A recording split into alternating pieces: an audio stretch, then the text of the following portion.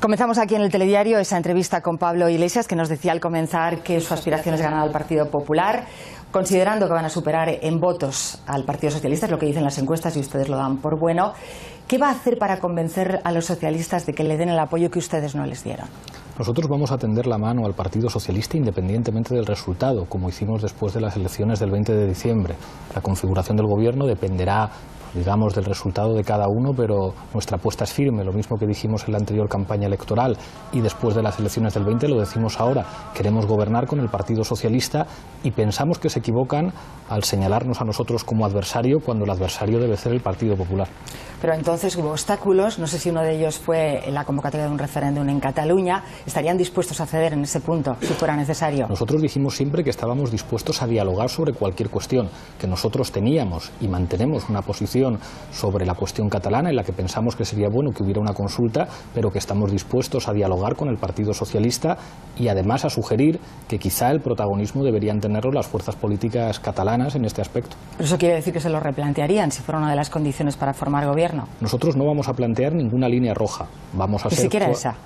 Ninguna línea roja en una negociación. Nosotros vamos a ser coherentes con nuestro planteamiento. Hasta la fecha no conocemos ninguna propuesta mejor que la del referéndum y quizá porque es una buena propuesta nosotros somos la primera fuerza política en Cataluña, pero si el Partido Socialista tiene una mejor, pues la discutimos. En cualquier caso, dudo mucho que esa cuestión pueda ser un obstáculo para que formemos gobierno, que es algo necesario en este país. ¿Va a ir Íñigo Errejón a las negociaciones? Lo digo porque hay quien dice que es más fácil con él que con usted.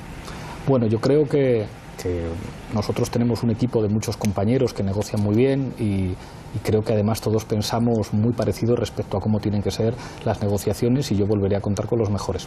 Volviendo a esa posibilidad de convocar un referéndum en Cataluña, que es una de las cuestiones que ellos desde el Partido Socialista han señalado como un impedimento para llegar a un acuerdo, ¿esa convocatoria sería con un cambio en la Constitución o no? Hay fórmulas jurídicas más que viables, como han señalado algunos expertos en derecho constitucional. Tanto el señor Pérez Royo como el señor Rubio Llorente han señalado vías que van desde la ley orgánica que regula las diferentes modalidades del referéndum hasta el propio artículo 92 de la Constitución o incluso una sentencia del Tribunal Constitucional de 2014 que emplazaba una posible consulta como resultado de un acuerdo entre el Parlamento de Cataluña y el Congreso de los Diputados. Una cosa para nosotros sí es fundamental: cualquier cambio en la Constitución española lo tienen que decidir todos los ciudadanos españoles, pero creo que hay fórmulas jurídicas viables para que pueda haber una consulta, que es además una propuesta que a nosotros nos inspiró el Partido Socialista de Cataluña hace apenas 2 años. Bueno, hay constitucionalistas que también piensan que no sería posible convocarlo sin una reforma de la Constitución. En cualquier caso, la reforma de la Constitución la harían con el resto de los partidos políticos. ¿Seguir adelante con esa convocatoria? ¿Tratarían de conseguir un consenso? Es imprescindible. Yo creo que también en ese caso. Yo creo que cualquier cuestión que implique una modificación constitucional implica abrir un diálogo amplio y hay una figura que prevé la Constitución y que yo creo que sería muy saludable utilizar, que es el referéndum. Si hay que tocar la Constitución, además del protagonismo de los grupos políticos, yo creo que estaría muy bien preguntar al conjunto de los ciudadanos españoles qué opinan de que se produzca un cambio constitucional. ¿Y si no lo fueran a hacer con ese cambio constitucional? Si los ciudadanos no están de acuerdo, no se pueden hacer, pero nosotros somos demócratas y estamos convencidos que cada vez que se pregunta a la gente acierta. Ha surgido en esta precampaña la posibilidad de que planteen esa misma posibilidad en el País Vasco, que defiendan esa idea también allí. Nosotros pensamos que es bueno que haya democracia y hablamos también como la primera fuerza política en el País Vasco. Nosotros ganamos las elecciones al PLV en el País Vasco y no queremos que el País Vasco se vaya de España, pero pensamos que por vías democráticas los ajustes institucionales de tipo constitucional a una cuestión que ha traído de cabeza a nuestros políticos en los últimos 30 años, como es la cuestión territorial, seguramente se soluciona de manera más coherente. Es llamativo que nosotros seamos la única fuerza política española de ámbito estatal que gana las elecciones en Euskadi y que gana las elecciones en Cataluña. ¿Cree que se equivocó cuando hizo ese reparto de los puestos de gobierno en aquella rueda de prensa en la que habló de la vicepresidencia, de los ministerios que serían para Podemos? Entonces, hoy, pasados unos meses, ¿cómo ve aquel episodio? Bueno, nosotros vimos que el Partido Socialista, cuando gobernó en el País Vasco con el PNV, tenía la vicelendakaritza. Cuando gobernaron con el Bloque Nacionalista Galego en Galicia, la presidencia era del Partido Socialista, el señor Turiño, y la vicepresidencia del BNG. En el gobierno de la Comunidad Valenciana, la presidencia la tiene el Partido Socialista y la vicepresidencia es, como todo el mundo sabe, de Compromís con Mónica Oltra. Es una cuestión obvia. Yo creo que lo sorprendente es un partido que quiere hacer un gobierno de coalición gobernando solo. Eso no es un gobierno de coalición. Los gobiernos de coalición votación se participa en función a los votos que tiene cada uno. Ellos reprocharon a Podemos y a Pablo Iglesias en concreto que no se lo hubiera dicho antes. Bueno, el Partido Socialista en aquel momento dio a entender que nosotros estábamos dispuestos a dar un cheque en blanco y nosotros mantuvimos una lealtad institucional a la jefatura del Estado que yo creo que debería ser ejemplo. Cuando uno tiene una propuesta de gobierno y la primera propuesta de gobierno que se puso encima de la mesa del jefe del Estado fuera nuestra, por lealtad institucional, a quien corresponde transmitirla en primer lugar es al jefe del Estado. Voy a hablar de alguna de las propuestas que defiende Unidos Podemos en esta precampaña electoral. La verdad es que cuesta llamarle precampaña porque da la impresión de que es una campaña electoral, y es esa bajada del IVA, sobre todo el IVA reducido, ¿no?, el reducirlo aún más, y la subida del IRPF. ¿A partir de 60.000 euros o se plantean también en rentas menores? No, a partir de 60.000 euros, porque en este momento quien gana 60.000 euros al año paga lo mismo de IRPF que quien gana 300.000. Nosotros decimos, establezcamos unas escalas proporcionales entre 60.000 y 300.000 para que pague menos el que gana 60.000 respecto al que gana 300.000. Y luego, por supuesto, bajar los impuestos pues a la gente que lo necesita. Un IVA de un 4% a los productos de primera necesidad nos parece del todo sensato. Venimos de experiencias de gobierno en los que las subidas del IVA afectan por igual a quien más tiene y a quien menos tiene, lo cual es una injusticia. Nosotros entendemos hay que bajar los impuestos a la mayoría social y hay que subírselos a la minoría que no ha sido lo suficientemente solidaria. ¿Eso es suficiente para cumplir con las exigencias de Bruselas? Recordamos esa cifra que se baraja todos los días y que se menciona, los 8.000 millones de euros procedentes del déficit. ¿Con eso se recauda suficiente? Eso es imprescindible. Yo creo que un gobierno tiene muy poquitas opciones fiscales cuando tiene que cumplir sus obligaciones con Europa. Hay algunos que prefieren recortar en sanidad o recortar en pensiones. Nosotros preferimos hacer una reforma fiscal más progresiva que nos acerque un poquito a la media europea en presión fiscal, que estamos 5 puntos por detrás de la media europea.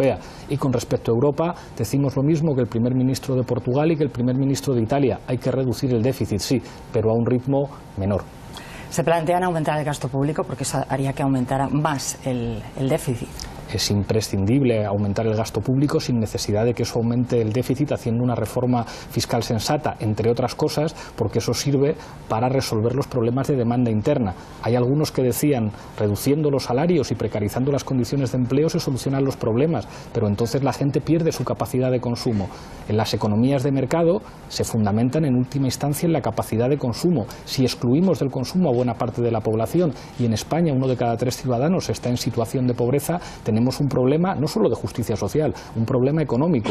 Lo que nos han demostrado los países más serios, y en este caso los últimos 4 años en Estados Unidos son un ejemplo muy claro, es que en situaciones de crisis hacen falta políticas expansivas. Pero ¿salen de verdad las cuentas con ese aumento de la presión fiscal sobre las rentas más altas y aumentando el gasto público al mismo tiempo que se reduce el IVA? No solamente salen, sino que salen mejor. Nosotros somos la única fuerza política que ha presentado una memoria económica, y lo que estamos diciendo básicamente es que hay que tomar decisiones. Cuando hay que hacer ajustes, nosotros entendemos que una reforma fiscal es lo más sensato, y que en economías que se fundamentan en el consumo interno, elevar el salario mínimo y mejorar las condiciones de trabajo es lo más sensato. Se supone que las 2 reformas laborales que hicieron los gobiernos del PP y del PSOE eran para acabar con la temporalidad y con la precariedad. No lo han conseguido. Seguimos teniendo una tasa de desempleo del 21% que se eleva a más del 50% si hablamos de los jóvenes. Creo que cuando todas las políticas que se han llevado a cabo fracasan, es sensato hacer otras diferentes. Sé que no le gusta, pero le tengo que preguntar por Venezuela. Ha dicho que hay gente que se preocupa de dónde no se respetan los derechos humanos. Depende del país. ¿Usted cree que en Venezuela se respetan los derechos humanos? A mí no me molesta que me pregunten por ningún país, pero creo que es una evidencia para todos los espectadores que a algunos les preocupan los asuntos de Venezuela respondiendo a una lógica electoral en España. Parece que muy poquitos han hablado de las relaciones de la Casa Real Española con la monarquía saudí, o que haya empresas españolas que hacen negocios con países que son una dictadura donde se violan sistemáticamente los derechos humanos. A mí no me gusta que se violen los derechos humanos en ningún sitio, ni en Venezuela ni en España tampoco. Y en España se han violado, porque la vivienda es un derecho humano y los desahucios en este país han privado de derechos humanos a muchos ciudadanos. Si a mí me preguntan ¿por qué estoy más preocupado por España o por Venezuela? Pues perdóneme, pero estoy más preocupado por España. No le he preguntado eso, le preguntaba si considera que en Venezuela se respetan los derechos humanos. Bueno, seguramente hay algunas cosas que se podrían hacer mejor, pero parece también evidente que la situación no es diferente a los países del entorno. Creo que la situación no es muy diferente a la situación de Colombia o a la situación de otros países de América Latina.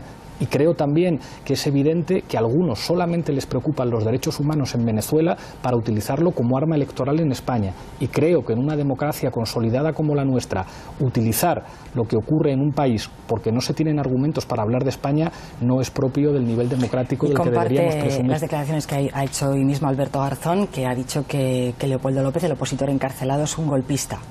A nosotros nos parece que no tiene que haber presos políticos en ningún lugar. Ahora bien, yo creo que hay que respetar las resoluciones de los tribunales. Creo que, por desgracia, Venezuela es un país con una enorme tradición de golpes de Estado, el último de ellos en el año 2012. Recuerdo además que cuando se produjo ese golpe de Estado, un editorial del diario El País justificaba ese golpe de Estado. Yo creo que todos deseamos sociedades sin presos políticos y sin golpes de Estado. Bueno, le voy a preguntar por una afirmación que también hizo ayer. Dijo que era el líder de la nueva socialdemocracia, algo que ha provocado mucho revuelo. ¿Cree que el resto de los líderes de la formación que ahora lidera son también socialdemócratas? Yo no hice esa afirmación, dije que en España es necesario ocupar un nuevo espacio que yo definiría como de cuarta socialdemocracia y que tiene que ver con el abandono por parte de algunos del espacio de defensa de los derechos sociales. Y efectivamente me siento cómodo con la etiqueta. Nosotros hemos presentado un programa socialdemócrata, un programa que además compartimos con todas las fuerzas políticas que tenemos el honor y el privilegio de liderar. Creo que lo que ha ocurrido es que algunos se creyeron aquello que decía Tony Blair o Gerhard Schroeder de la tercera vía y de alguna manera se han visto subsumidos por las fuerzas políticas conservadoras.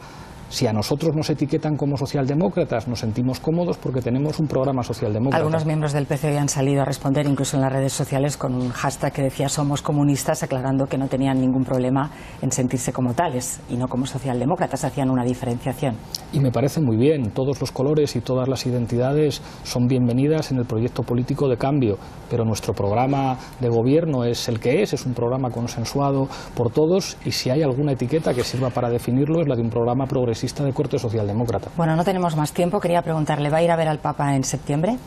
Si está dispuesto a recibirme, para mí será un honor. Tengo mucho interés en poder conversar de tú a tú con Jorge Bergoglio, le tengo mucha admiración a pesar de las diferencias y ojalá sea posible. Y una pregunta más, hoy está en la portada de un periódico, ¿por qué Pablo Iglesias lleva corbata? Como la lleva, aprovecho para preguntárselo. Siempre contesto la verdad. Me la regaló a Ana Rosa y la verdad es que creo que no me queda mal y me veo muy a gusto con ella.